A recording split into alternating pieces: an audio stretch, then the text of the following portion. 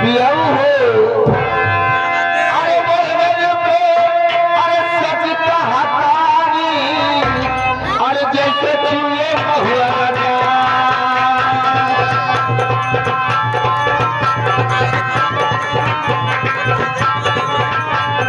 जैसे चूहे बहुआ राजा चूहे मोटवानी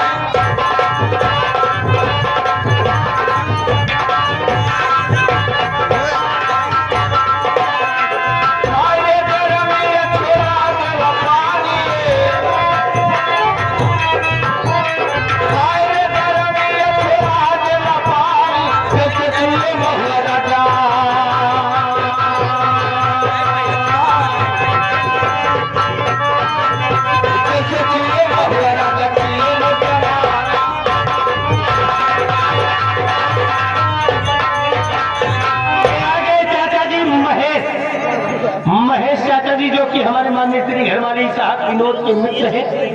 उस साहब की तरफ से 21 रुपए का पुरस्कार पर तरफ से धन्यवाद। आप लोग शांति का सहयोग